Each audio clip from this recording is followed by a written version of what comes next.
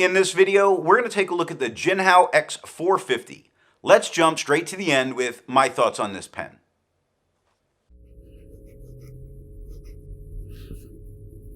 This is a pen that I think is truly one of the best starter pens for people to go with. The price of this pen delivered is just phenomenally low for starting out with fountain pens. And with that, I still do enjoy using mine. For all of the pens that I have, it's not like when I use it, I'm conceding to use less. I'm not. Another great advantage for this particular pen is how inexpensive it is to change the nibs. Now, I don't really use the Jinhao nibs with it, which is the reason it's not in it for this review. It's been replaced with a Goulet medium nib. That takes nothing away from what I'm talking about with this pen. While the writing itself is talking about a different nib, I'm really talking about the pen, which I think is one of the best starter pens for people to get with. And it can live in your collection for a very long time. I think it really does stand that test of time.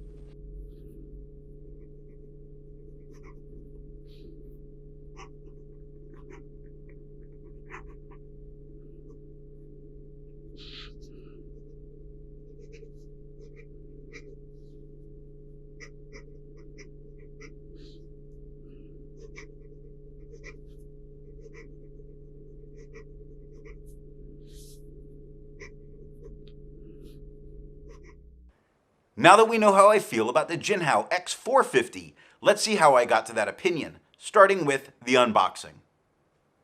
The Jinhao X450 came wrapped in bubble wrap in a mailer.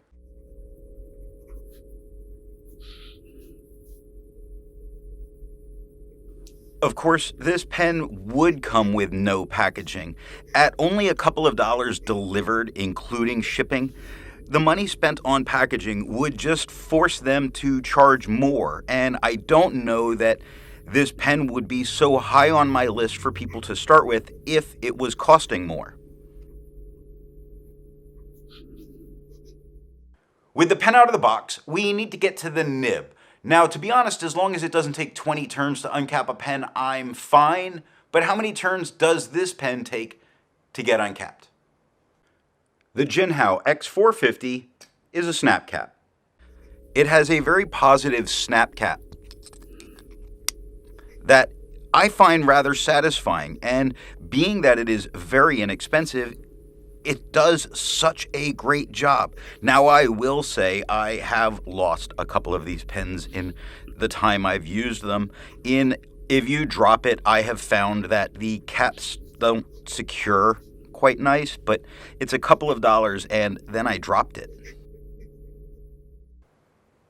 This gets us to the nib. This pen has a steel medium nib. We're looking at the Goulet medium nib here, so it is important to know that we're not looking at the nib that comes with this pen. I didn't have a problem with the nib that came with this pen, really. It wasn't an issue for me. I just didn't have it to put it back into the pen for the review. But I think the nib that comes with it is a solid performer, and it does have nice scroll work on it, though you're not seeing it here. If you enjoy videos like this, then be sure to hit the subscribe button. Now, let's ink this pen up. The Jinhao X450 uses standard international cartridges or converters and holds approximately 0.7 milliliters of ink.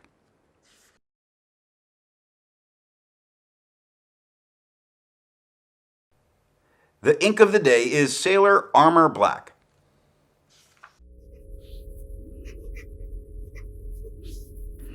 Generally, a complaint for me is the standard international converter because I'm not a fan of them, and especially cheap ones. However, again, in line with the price of this pen, I see no problem with it. And while I have had to replace the converter, I've also used it over 1,000 different inks. So it's really hard to have that complaint.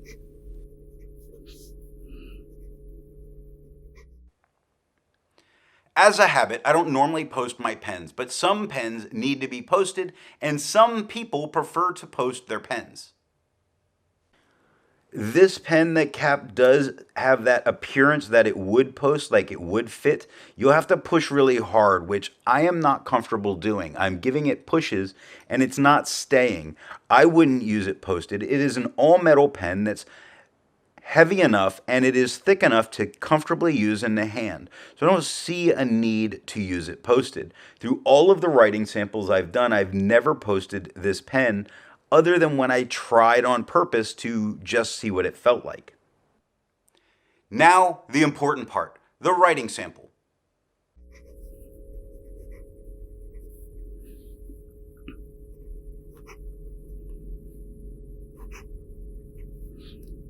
Something that can be noticed while you're watching me write with this is that I've been using this pen for a couple of years. So long, in fact, that the finish on this section is wearing off. Now, that might seem like a problem for many people. I don't see it as a problem. I see it as battle scars to the longevity of this pen.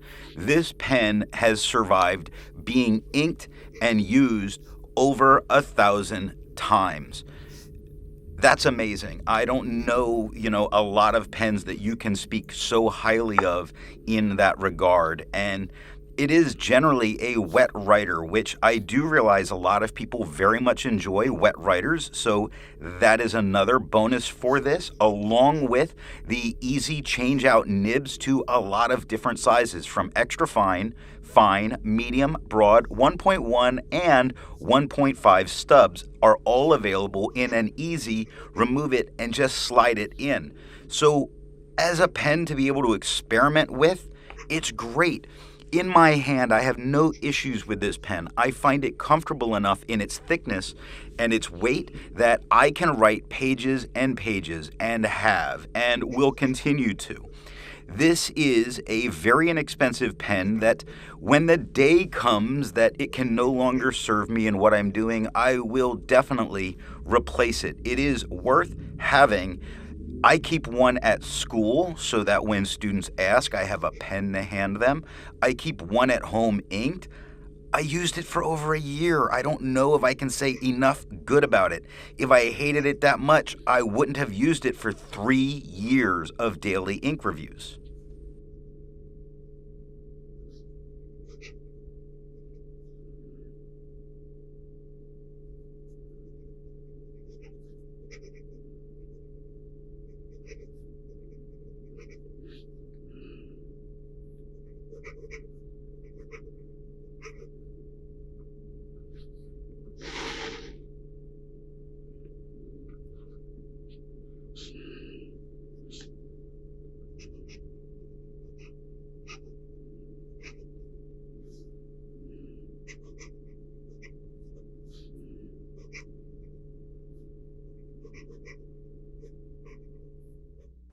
Now for something a bit more standard in comparing writing size. I use Namiki Blue to do this. Here it is with a Yovo extra fine on the left, medium in the middle, and a 1.1 stub on the right. Looking at it next to other writing samples that were there, you can definitely get the medium from the medium, as you would expect with the Goulet nib.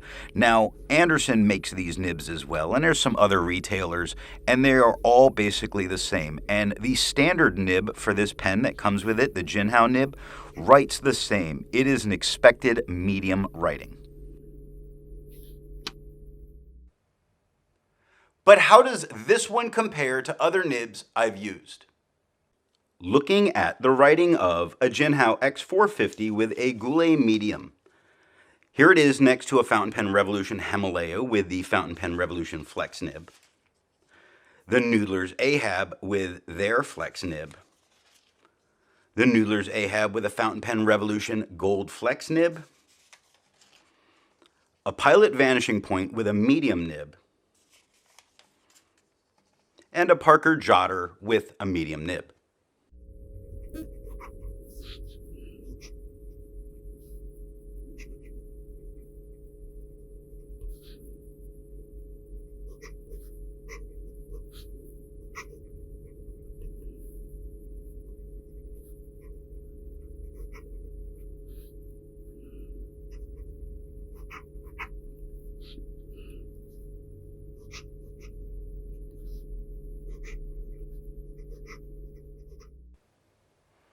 It isn't a pen review without doing some size comparisons. Here it is capped. Here it is uncapped.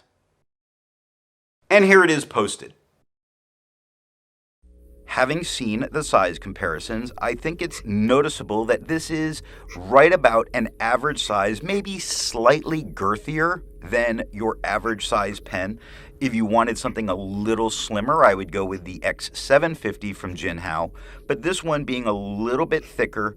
The one thing people may have an issue with is the grooves in the section for your fingers. Not a problem for me.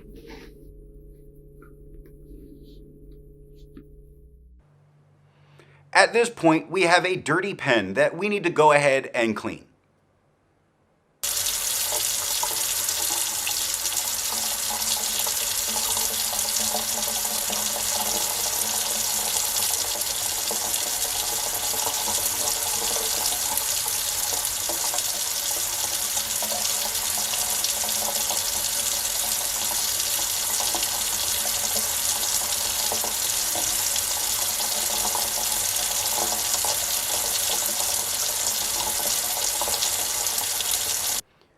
Be sure to check out the next pen review video where we're going to take a look at the Kaweco Brass Sport.